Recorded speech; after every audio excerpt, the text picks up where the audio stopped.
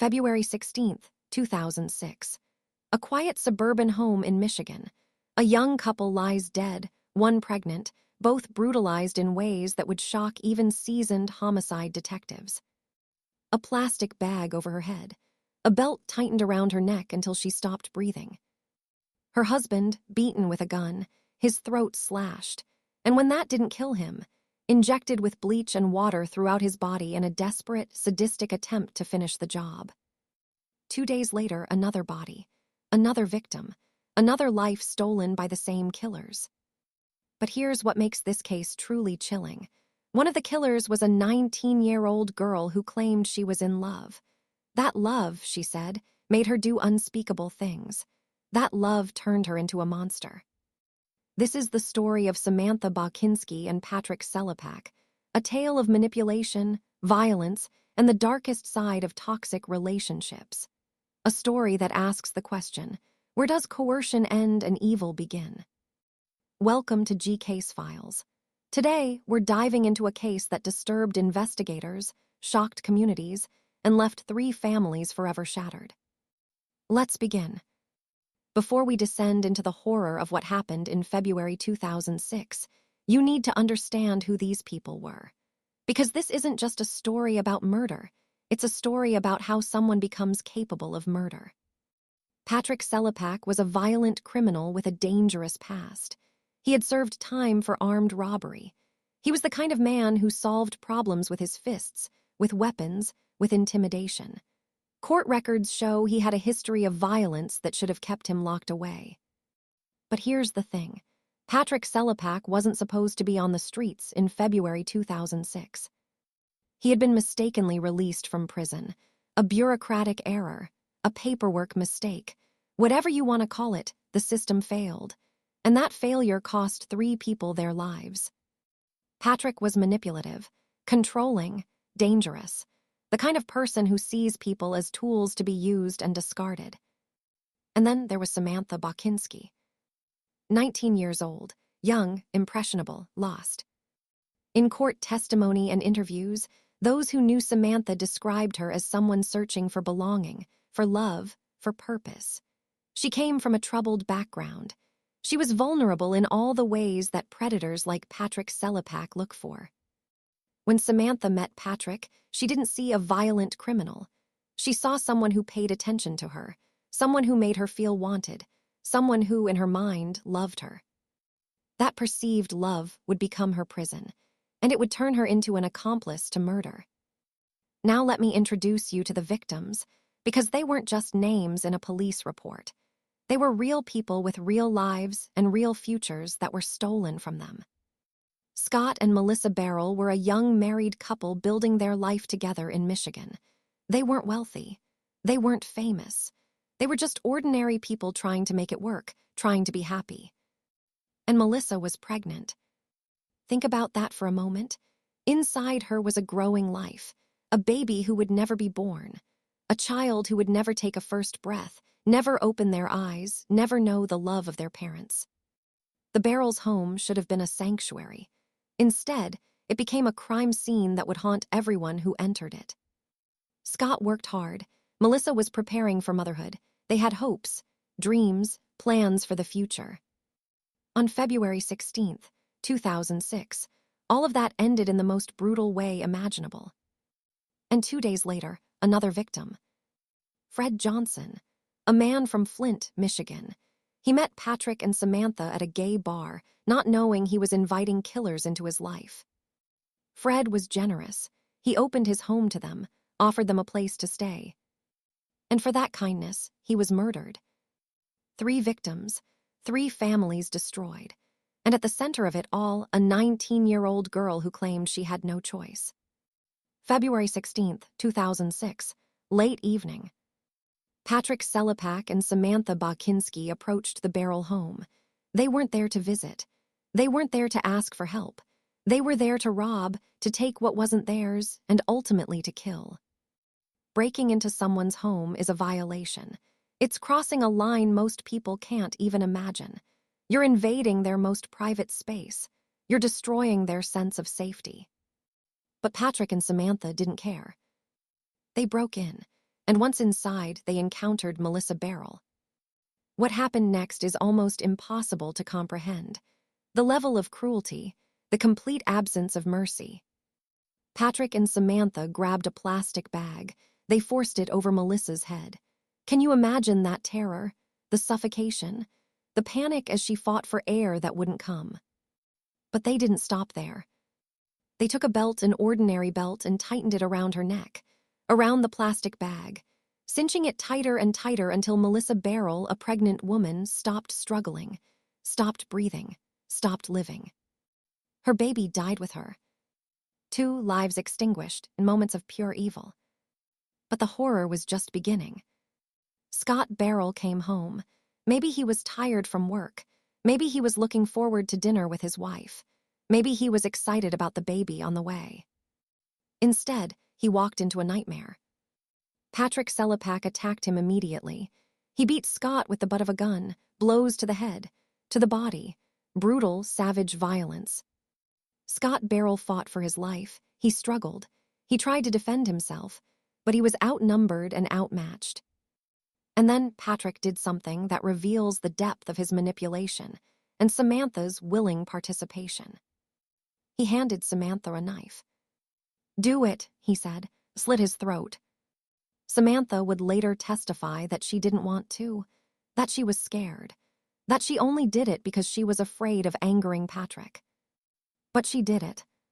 She took that knife, and she drew it across Scott Berel's throat. Court records are clear. This wasn't a hesitant scratch. This wasn't a symbolic gesture. She slashed his throat with enough force to cause severe trauma. Incredibly, impossibly, Scott Berel survived that. He was still alive, bleeding in agony, but alive.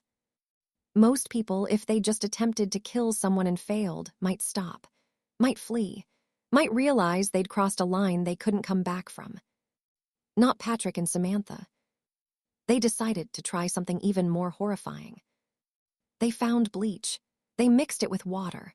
And then, in an act that seems to come from a horror movie rather than real life, they injected this mixture into Scott Berel's body.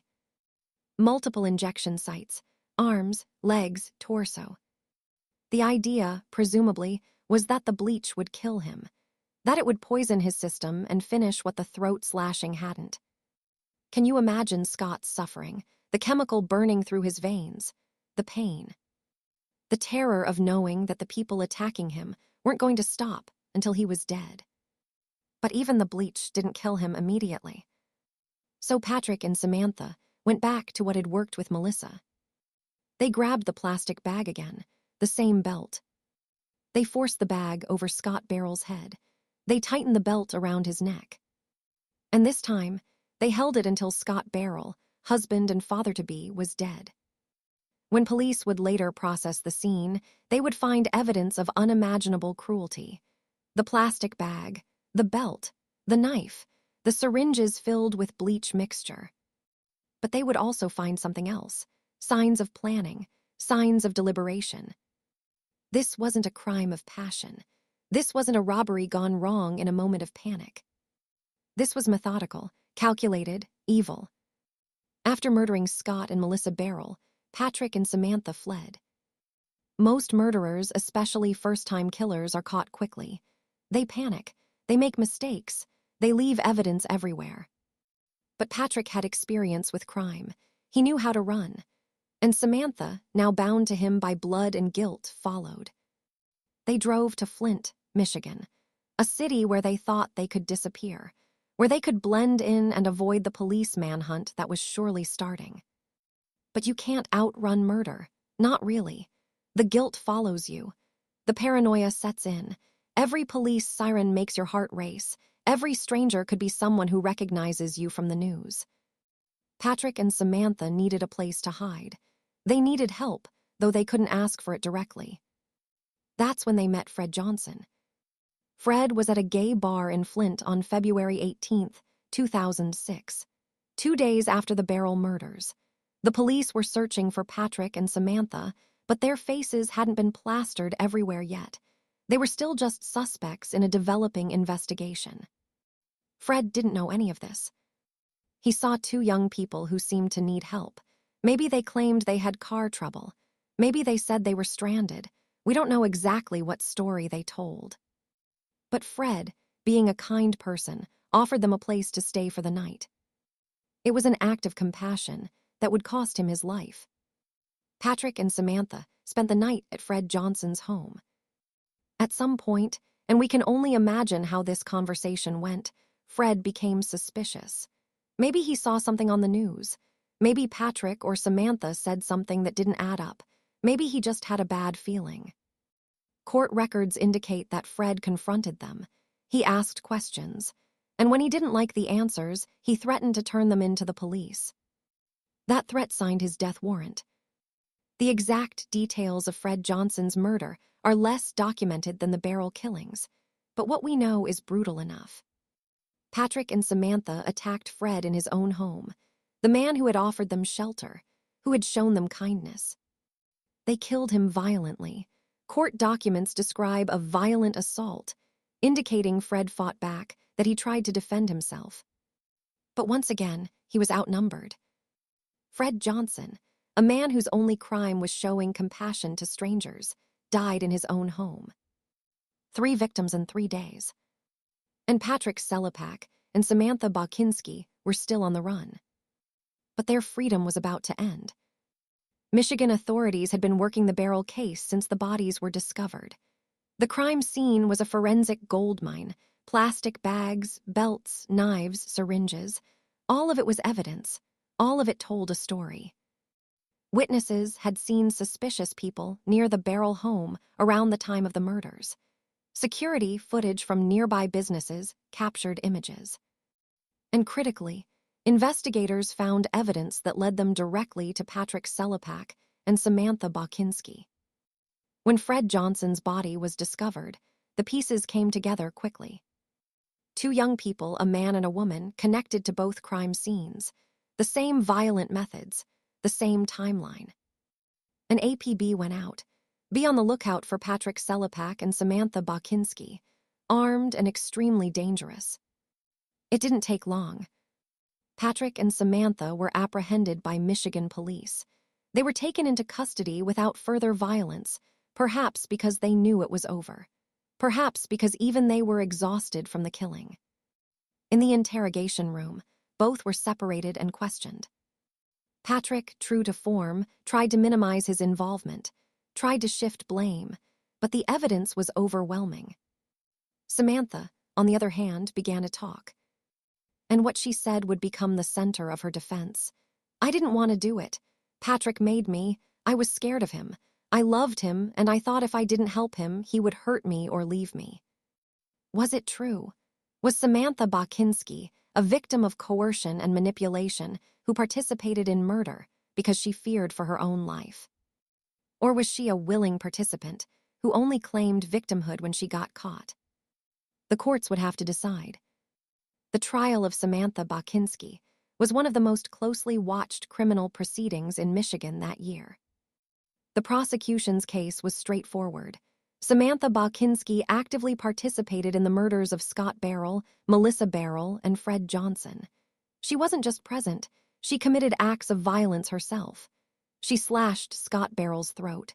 She helped suffocate Melissa. She participated in injecting bleach into a dying man. The evidence was damning.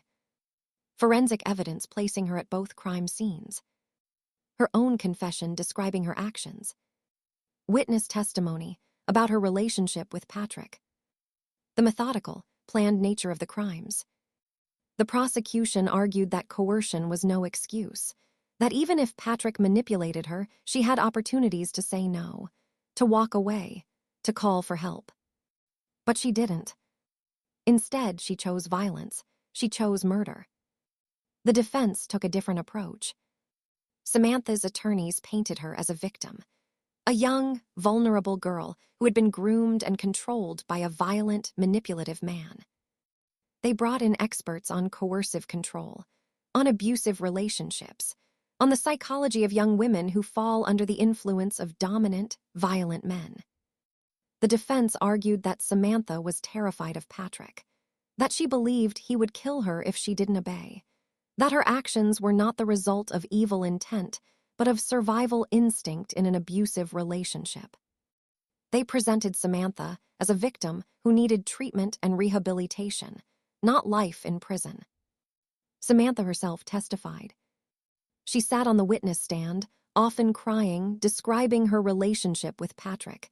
She talked about how he controlled her, how he threatened her, how he made her feel like she had no choice. When asked about slashing Scott Berel's throat, she said, "I didn't want to do it, but Patrick told me to, and I was scared of what he would do if I refused." The prosecution had their turn with her on cross-examination. "So you were scared of Patrick, but you still helped him break into a home?" Yes. "You were scared of Patrick, but you helped him suffocate a pregnant woman." "He made me." "And when you had the knife in your hand, when you drew it across Scott Berel's throat, was Patrick holding your hand? Was he forcing the blade?" Silence. "No," Samantha finally whispered. "So you made a choice." "I was scared." "You made a choice." The jury heard testimony from forensic experts, from police investigators, from people who knew both Samantha and Patrick. One particularly damning piece of evidence. After the murders, during the time they were on the run, Samantha had opportunities to escape, to go to police, to ask for help. She didn't. She stayed with Patrick. She helped him hide. She participated in the murder of Fred Johnson 2 days after the Berels were killed. The prosecution hammered this point. If she was truly terrified, truly coerced, why didn't she run when she had the chance? The defense had no good answer. After weeks of testimony, the case went to the jury. They deliberated for days. This wasn't an easy decision. Nobody denied that Samantha had been manipulated by Patrick. Nobody claimed the relationship wasn't abusive. But the question was, does that excuse murder? Does being in an abusive relationship give you a pass for killing innocent people? The jury decided it didn't. Samantha Bachynski was found guilty of first-degree murder for all 3 victims. She was also convicted of home invasion and associated charges. Patrick Selepak was convicted on all counts as well. No surprise there. At sentencing, the families of the victims were given the opportunity to speak. Scott Berel's family described a man who was kind, hardworking, excited about becoming a father. They talked about Melissa and the baby they never got to meet. Fred Johnson's family spoke about a generous man who opened his home to strangers and paid for that kindness with his life. And they all asked the same question: why? Why did this have to happen? There was no good answer. The judge sentenced both Patrick Selepak and Samantha Bachynski to life in prison without the possibility of parole. In his sentencing remarks, the judge addressed Samantha directly. "You have claimed you were coerced, that you were manipulated, that you were a victim, and perhaps to some degree you were, but you were also a perpetrator. You made choices. You had opportunities to stop, to walk away, to seek help, and at every turn you chose violence. You chose to participate in the brutal murders of 3 innocent people. The law does not allow me to ignore that, no matter how tragic your own circumstances may have been." Samantha Bachynski appealed her conviction. Her attorneys argued that the trial court had erred, that evidence of coercion should have been given more weight, that a 19-year-old girl under the influence of a violent, manipulative man shouldn't be treated the same as the man himself. The appellate courts disagreed. Court opinions upheld the conviction, stating clearly, "Coercion is not enough for exoneration given the actions and confessions made by Bachynski after her arrest." The evidence showed premeditation. It showed active participation. It showed that Samantha had opportunities to choose differently and didn't. Her appeals were denied. Patrick Selepak remains in prison. He's shown no remorse. Court records indicate he blames Samantha for their capture. He's the kind of predator who never takes responsibility. Samantha Bachynski also remains in prison. Now in her late 30s, she has spent more of her life behind bars than she did as a free woman. Some advocates for domestic violence victims have taken up her cause, arguing that she represents a tragic case of how abuse can lead someone to commit terrible acts. They argue she should be eligible for parole after serving a certain number of years. Others, including the victims' families and prosecutors, believe she got exactly what she deserved. That life without parole is the only just sentence for someone who participated in such horrific murders. The Bachynski-Selepak case became a touchstone in discussions about coercive control and criminal responsibility. Can someone truly be forced to commit murder? At what point does a victim of abuse become responsible for their own actions? These aren't easy questions. Domestic violence experts point out that coercive control is real, that abusers use psychological manipulation, threats, and isolation to control their victims, that women in these situations often feel they have no choice. But legal experts counter that the law cannot excuse murder simply because the murderer was in an abusive relationship. That allowing that defense would open the door to killers escaping justice by claiming they were coerced. The Bachynski case sits right at the intersection of these debates. The case also highlighted systemic failures. Patrick Selepak should never have been on the streets in February 2006. His mistaken release from prison was a bureaucratic error that cost 3 people their lives. Michigan authorities implemented new protocols to prevent similar mistakes. But for the Berel and Johnson families, those reforms came too late. Decades later, questions remain. Was Samantha Bachynski truly coerced, or did she use that defense to escape full responsibility? The truth probably lies somewhere in between. Yes, Patrick manipulated her. Yes, she was young and vulnerable. But she also made choices, terrible, violent choices, that resulted in 3 deaths. Could she have been rehabilitated if given the chance? We'll never know. Life without parole means Samantha will die in prison. Some believe that's justice. Others see it as a missed opportunity to help someone who could have changed.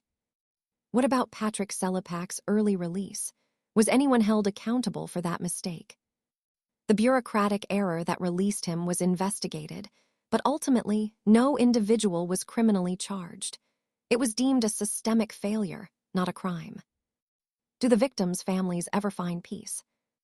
According to media reports and court statements, the Berel and Johnson families continue to grieve.